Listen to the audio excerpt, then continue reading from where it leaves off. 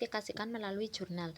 Seluruh jurnal dimasukkan ke dalam buku besar dengan cara memindahkan buku jurnal atau posting ke dalam buku besar tadi. Dari segi elemen laporan keuangan dibagi menjadi 5. Yang pertama, perkiraan aktiva, yaitu semua perkiraan yang mencatat aktiva. 2. Perkiraan utang atau kewajiban. Yang ketiga, perkiraan modal. Yang keempat, perkiraan biaya. Dan yang kelima adalah perkiraan penghasilan. Dilihat dari segi pemecahannya, perkiraan dibagi menjadi 2, yaitu perkiraan kontrol dan perkiraan pembantu. Lalu selanjutnya setelah dibuat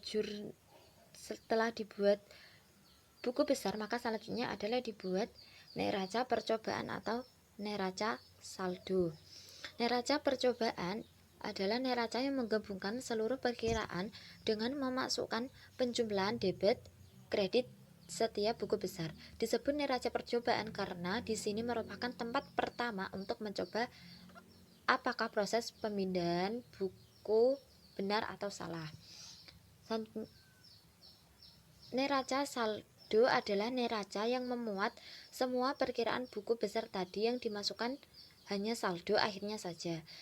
Sama seperti neraca percobaan, bedanya dalam neraca saldo setiap perkiraan memiliki saldo akhir, saldo debit atau saldo kredit.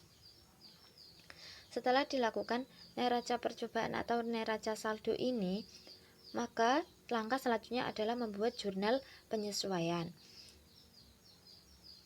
Jurnal penyesuaian, di kolom ini dimuat semua jurnal yang digunakan untuk menyesuaikan atau mengupdatekan posisi masing-masing perkiraan sehingga sesuai dengan posisi dan akumulasinya pada tanggal laporan. Di sini dicatat transaksi yang accurate atau deferred yang belum masuk ke dalam jurnal sebelumnya.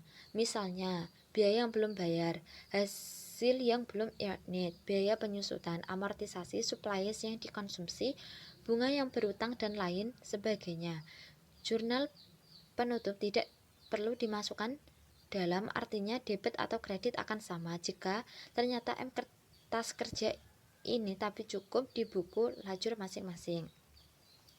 Nah, di buku jurnal penyesuaian ini terdapat lajur laba rugi. Semua perkiraan yang mempengaruhi perhitungan laba rugi perusahaan atau perkiraan laba rugi ditempatkan di lajur ini. Jika ada lajur untuk menampung perkiraan untuk menghitung harga pokok produksi dimasukkan dalam lajur manufacturing. Lalu terdapat juga lajur laba ditahan.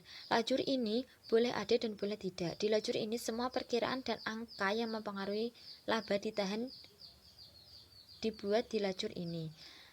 Laba ditahan ini dapat juga dioper langsung ke neraca.